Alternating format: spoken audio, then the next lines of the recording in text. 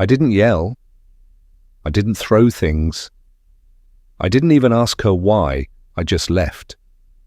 Maybe that's what bothered her the most, that I didn't give her the fight she expected, that I didn't demand answers, that I made it easy for her to be with the man she had already chosen. I walked out without a word, filed for divorce the next morning, moved to a new city, started over, and for a year I never looked back.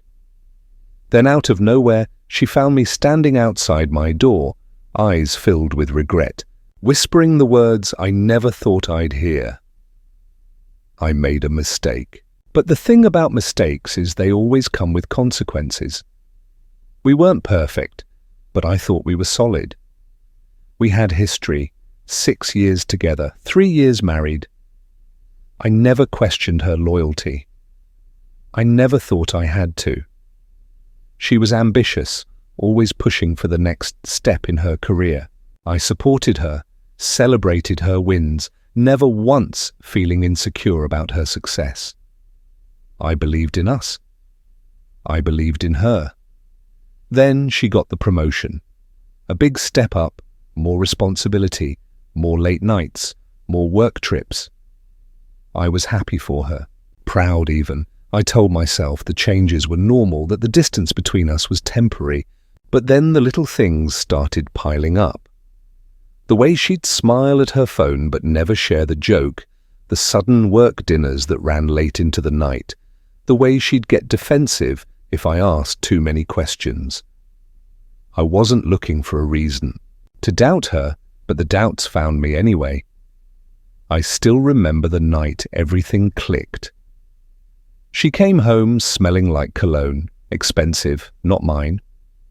When I asked, she laughed it off, said it was probably from the office. I wanted to believe her, but something in my gut told me I shouldn't. Trust is a funny thing. You don't realize how much of it you have until it's gone. And the moment I started questioning her, that's when I knew I never wanted to be the guy who snooped. I believed that if you had to look for proof, the relationship was already broken. But doubt doesn't just sit quietly in the back of your mind. It grows. And that night, it became impossible to ignore. She had left her laptop open on the kitchen counter. Normally, I wouldn't have thought twice about it, but something about the way she rushed into the shower, the way she avoided looking me in the eye before disappearing down the hall, felt off. So I gave in. I told myself it was nothing, that I was overthinking. But the moment I clicked on her messages, I knew I wasn't. There it was. A conversation thread with his name at the top. Her boss. At first, it was casual, too casual. Then I kept scrolling, and with every new message, the pit in my stomach grew.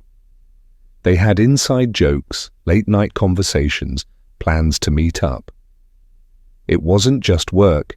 It had never been just work. She'd been careful, keeping it discreet, deleting things when necessary, but she hadn't covered her tracks well enough. And that's when I found a message from just a few nights ago.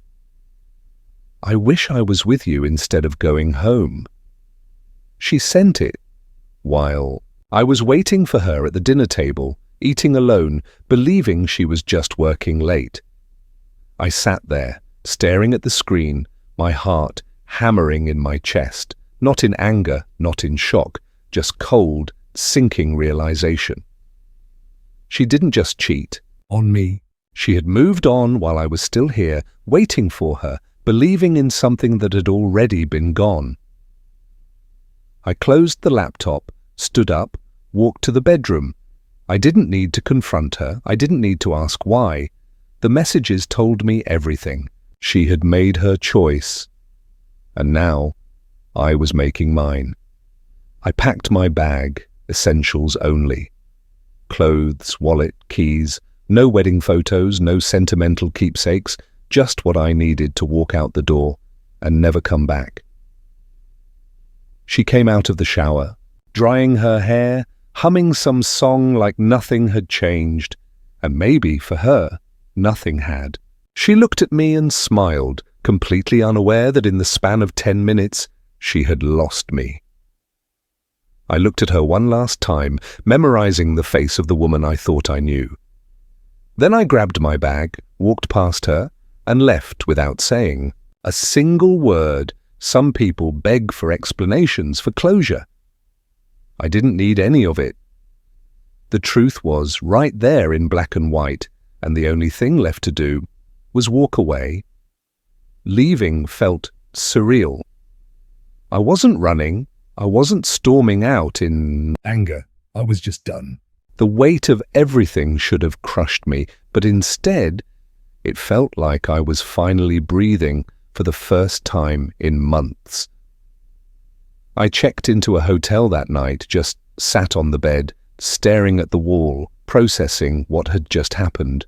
The reality of it didn't fully sink in until I turned my phone off. No calls, no texts, no explanations, just silence. The next morning, I filed for divorce. There was no dramatic confrontation, no pleading, no tears, just paperwork. I left a copy at our home with a simple note. You made your choice. Here's mine. For the first few weeks, I expected to feel something, regret, second thoughts, maybe even loneliness, but instead all I felt was relief. No more excuses, no more doubt, no more waiting up at night wondering if I was just imagining things. I moved to a new city, started fresh, got an apartment, focused on work, hit the gym more. For the first time in years, my life was my own again.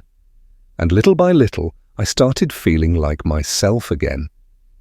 Meanwhile, I heard whispers about what happened to her. She and her boss didn't last long. Office rumors spread quickly. Turns out, she wasn't the first woman he had done this with, and she wouldn't be the last.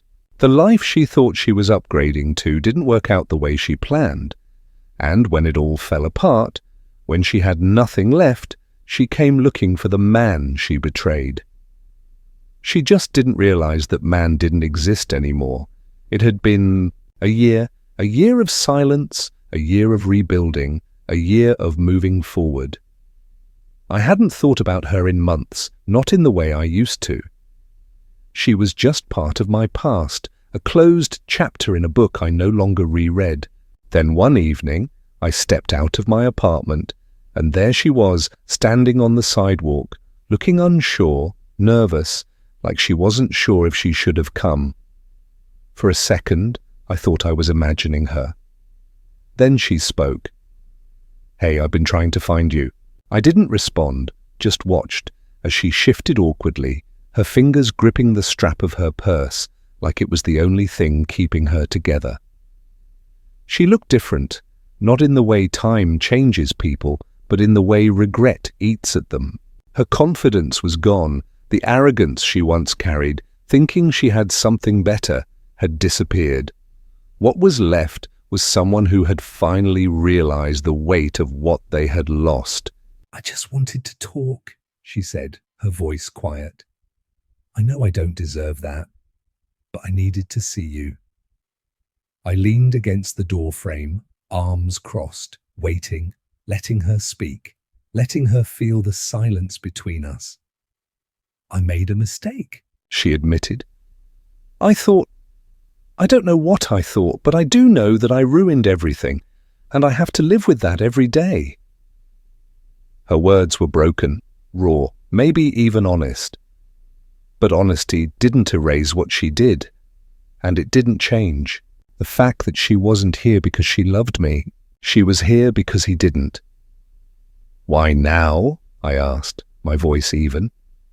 Because your new life didn't work out? She flinched, looking away, knowing she couldn't lie. I realized too late what I had. I nodded, more to myself than to her.